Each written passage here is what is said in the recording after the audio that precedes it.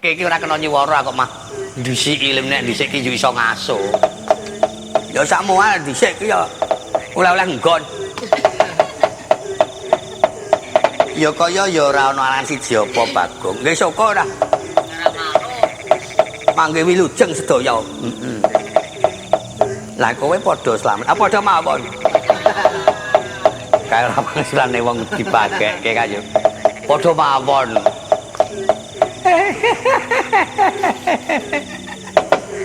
Yanto. Jeneng kula seneng Yanto niku. Kowe iki ora usah dadak guyu. Kowe iki meneng wae ndak malah. Wis meneng kowe karo kelap-kelip apik-apik. Nek nguneke cantrik iki suwi-awi mata cantrik kok duneke kelap-kelip. Kaya blender entek batune. Kowe iki meneng wae ora usah. Omong-omong, nggih Mas Bagong. Jare kowe titip duit karo penemban 150 iya. Sing ngomong sinten? Mbokmu. Mangke namung kula nggih wangun-wangun kok. Ditukokake pedhet aja. Aja dilumpukake bokote ditukokke pedhet ya. Nggih, ora ketan plastik. Ora ana gunane tuku pedhet kok ming plastik gong ora. Sak donge ra genah. Wis senengane cok ngapusi kok kowe ditrik cantrik. Ah ngapusi pripun? Ngapusi kula lajeng tiling ulon sangoni ra lunga-lunga. Akanan kula yo dijak ngetan ngeterke TV nika.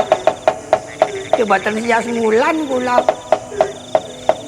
Ya syukur golek pengalaman ya. Nggih, Mas. Heeh. Sesuk nek apa kowe iso oleh demit segara kidul. Oleh demit segara ora ana gunane. Mas Bagong nek ngendikake meh sak dong-dong ana wong kok dibojo demit kira ya. Ya mengkane gelem ora idak sisan kowe wong sulang. Wes kowe iki meneng wae go ngrasa tok jak omong mesake cantrik engko ndak mung tok keplaki engko. Wong kejeme ora jamak mah. Domongi wong tuwa ki cok ora. Wes kowe ora percaya karo aku ngono. Nggih.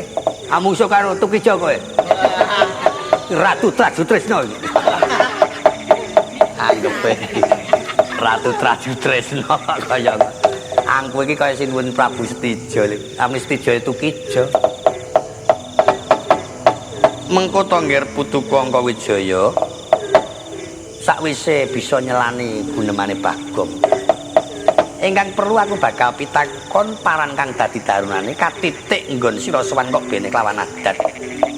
Sajak amengku sungkawa marata coba enggal matur kang prasaja apa kang nimbulake rengu ing pamikirmu kula. Surem kiwang kara kingken.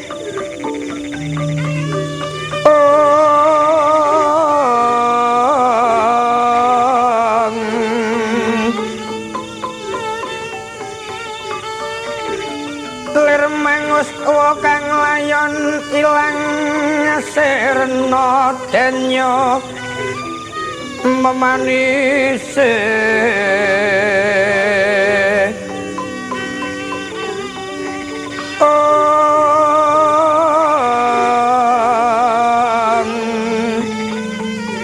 wadanane rolayung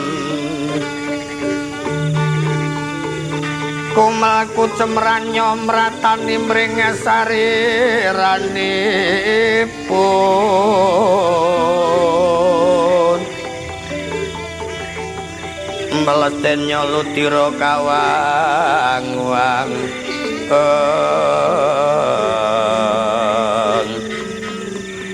gegono bang sumirat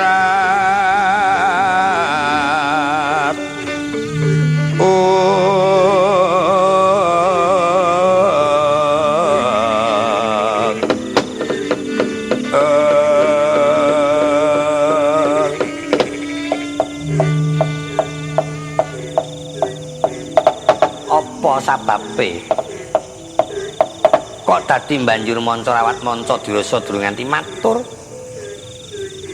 Kwaspa kang tumetes sangka pepadoning netra kang boya kendhat. Ingkang wayah nyuwun marginipun sirna margalayu kemawon Kanjeng Eyang. Mboten nginten menawi ingkang wayah tumitah wonten Mercapada amanggih lelampan ingkang mekaten saged anyupetaken ing pamanggih kula. Awit Ibu Wara Sembadra Dwinistaya para garwa kang kendran tanpa taliwara. Tinungka Kanjeng Rama ing sumedya upaya saengga spriki ugi dereng wonten pawarta. Menawi to gesang kula tanpa Kanjeng Rama boten wonten Ibu persasat. Kados kumleyanging godhong jati kang tanpa aji. Perlu menapa kula tumitah dangu-dangu wonten Mercapada Eyang. Mangsa bodha putu mundara kula Abimanyu. Sungkawanipun ingkang kemas tumpa-tumpa sampun kula pambengi prandene boten saged mendha malah sangsaya anggrantes. Kula sumanggaken wangsanipun Sang Tapa Begawan Wiraswara. Saya sing ora ana Sang Tapa kok Begawan Wiraswara ya. Ya to Kakang Semar. Mengko tak kandangan. Putuku nggih Abimanyu, kula nuwun wonten paring adawu. Sekabehing tumitah kudu anyandang lelakon. Kena tak nibratake kaya dene ubenging cakra manggilingan. Mbok menawa mungguing rasa prihatin kang kaya mengkono mau bisa katanjekake talak brata. Sakwise anemu lelakon kang kaya mengkono besok bakal nampa kanugrahan kang agung sangka sih kadar maning dewata. Kula nuwun inggih. Nanging yen jeneng sira kuwatir amarga wong atua sira kabeh mau banjur tumindak ingkang nganyut tuwuh kaya durung tekan titi mangsane. Ora ana perlune pun yang ambuka jangka ingkang wase minangka kanggo anteping rasamu yen to wektu iki durung tekan titi mangsane Sudarmamu lan ibumu nganti angemasi kapraya. Lajeng kados pundi anggen kula saged pinanggih lan dhateng pundi cumandhaipun Eyang? Wis to kula yen pancen temen bakal ngupaya cilik bisa kepengin ngerti pawartane. Gedhe-gedhene bisa pinanggih secara wantang. Tak percaya ontata sangka ing pertapan dina iki senajan iki dina kang kena diarani dina carik wesi Kalacakra. Nanging tumrap kanggo satriya kang talak brata kaya luwih utama upayanen kanthi nglakonana tapa lelana. Kula nuwun inggih. Aja pati-pati leren. Aja pati-pati mandhek ngeningke cipta. Yen durung ana bumi ingkang diarani wewengkon Kraton Sanyaluri. Mbok menawa ana ing kono papane jenis sira bakal bisa nampa pawarta munggu kendrane Sudarmamu. Nanging sing praena ngati-ati awit panggodaning lakumu bakal abot.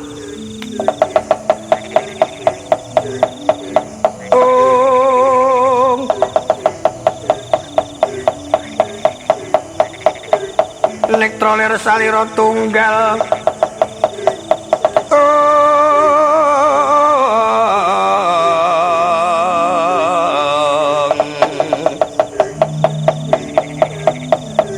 candraning katon sang andong tapa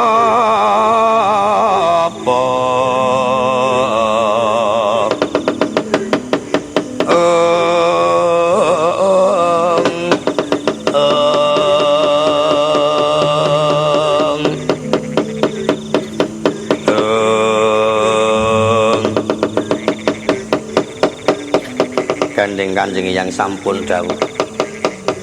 Keparenga ingkang wayah nyuwun pamit bidal dinten menika Hyang. Sing ati-ati ya nggih, medhun musangka pertapan maca tulak bolo. Pitung tindak aja noleh, pitung tindak aja ambegan. Kinaya tolak mbok menawa ta nur beda kang bakalan nempuh marang jeneng sira. Kula nuwun. Kantuna manggih wilujeng kula keparenga nyuwun pamit sak anak kula yen wonten luput kula sak anak kula nyuwun pangapunten. Sing ati-ati Kakang Semar nyuwun pamit Mbah, nyuwun pamit Mbah. Nyuwun pamit Mbah, sing padha ngati-ati Nala Garing Petruk lan Bagong.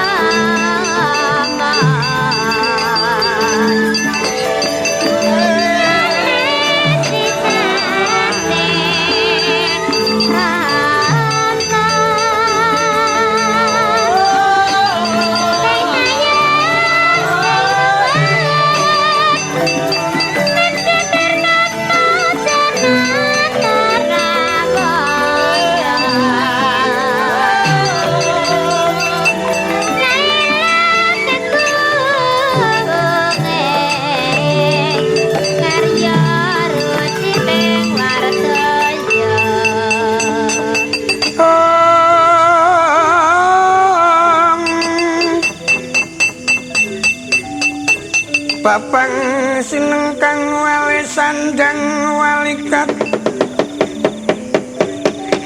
godhek wa simbar jojo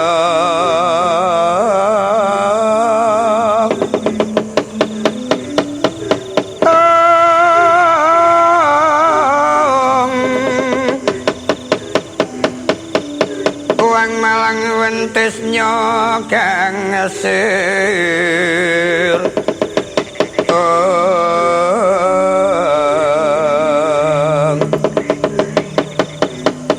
Trisang wali sandangan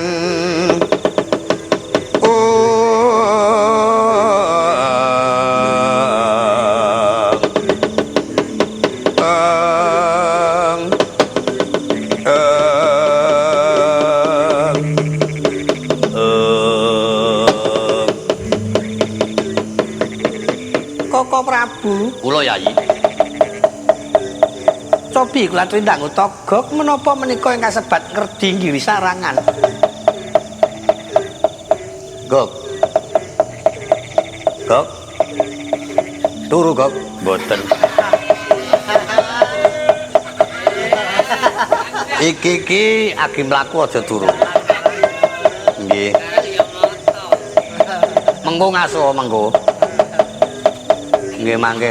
Kula niki sek blawur. Ngeke kahanan ngeke gunung kok kaya nuk wong sing darpar kok sing kaya ngono wae rasa-rasane lho iki gunung Girisarangan apa udu kok ngeke gunung kok ketok cilik kaya nuk ulange menika Redi Girisarangan menika dipermanake dhisik yen panjenengan kira-kira wis blawur kok nganggo kacamata apa piye? Niki kaca dagangan niku. Kita kula ganggu niku ajeng dibayari 20.000. Ning sida ama sing ajeng nuku kena alangan ditilang. Kowe iki ya sing ora-ora kok mbok nek pancen duwe sing apik iki dienggo ngono lho. Ngana yonten buta sejene niku dadi nyarung bunuh. Nyarung bunuh kepiye ngomong. Menika ingkang sebat Girisarangan nggih menika. Ngriku niku wonten pertapane ing disebataken pertapan Ngukira Tawu. Oh mengkono. Aku kok weruh teja manter sasada lanang. Iki tejane ngopo to, Gok? Pundi? Iki wulan iki. Panjenengan yen badhe prisa langgih niku satrusing kanggonan wahyu. Wanodya utama gambar arum.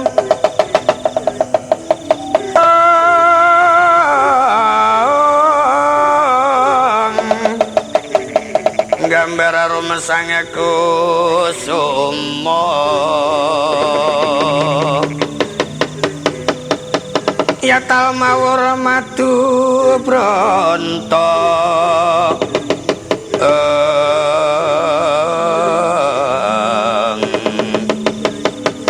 Gembrang-gembrang yen ngandika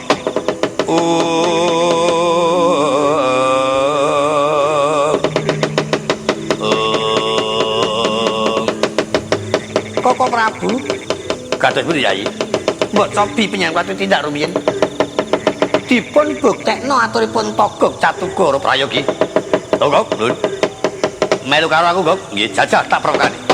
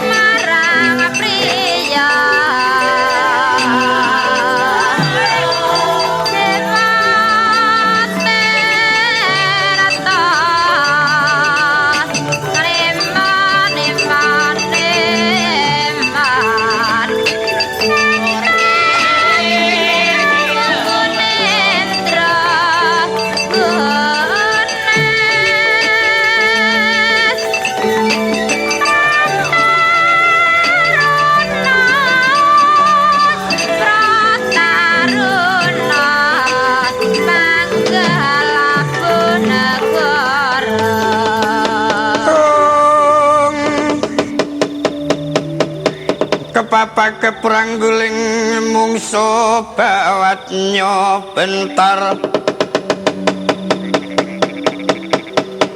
mulat risange suranggong karo mangisaing aronang gono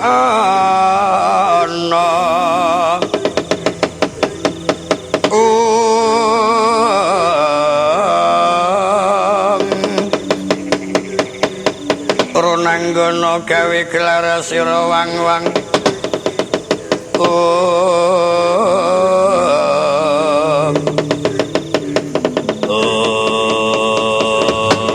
jagat dewa Bathara satriya jenengmu sapa? Aja mati tanpa ngendi pinangkamu sapa jenengmu sapa jeneng ngendi omahmu wae takon kok ngaku ora aja cok semala ndire ngaku gok Siwa kanggo calone kena tok gawe anget-anget klambine piye to tembungen aku ki nek kepethuk Siwa kan nembung saking Sriko paling nek surjan wis 3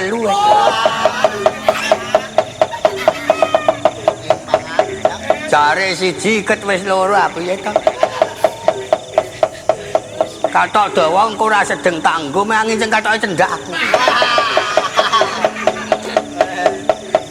aja kaya lah cilaka bocah ki anggere kepethuk bapakne ora nganggo-anggo kok ngono kae kuwatir aku saiki akal-akalane ketemu aku wis ora nganggo apa-apa nek takoni muni lali ngono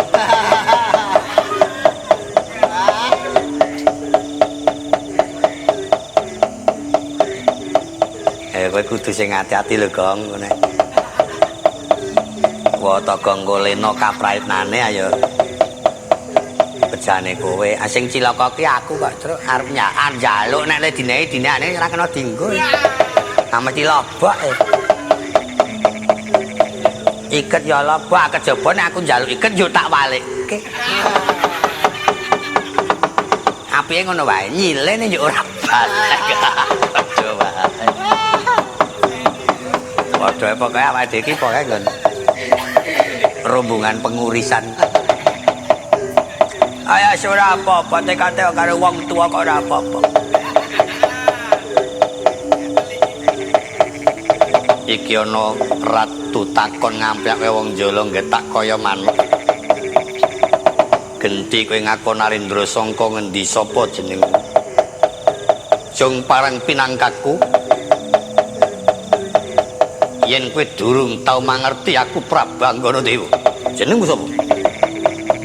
Satriya Tanjung Anom aku Abimanyu ya engko Wijaya. Lah, candak bener kok omongmu. Nggih. Kuwi sing cilik kelap-kelip mripate. Kacan mripate mek siji ya. Nggih, nek le loro nggih loro ning rusak. Payah kowe reng. Nek loro nggih loro ning rusak. Nang noe ra wis. Tak terima-terimake. Dunia berputar. Jenengmu sapa? Gareng. Akon karo aku nek tak tegasi ngono ndak manut. Kudu wani anggras aku. Ya. Ya ndelok-ndelok sing nurune turun ngendi ra ngono. Ya arep turun ngendi-endi kae nek kowe iki ya ora dong reng. Aku njuk sing tok tiru kok riwayatene Watakaca. Mergo cacat mripate jalaran kenocis. Nek gareng kuwi maune mung dicocok bapakne kuwi.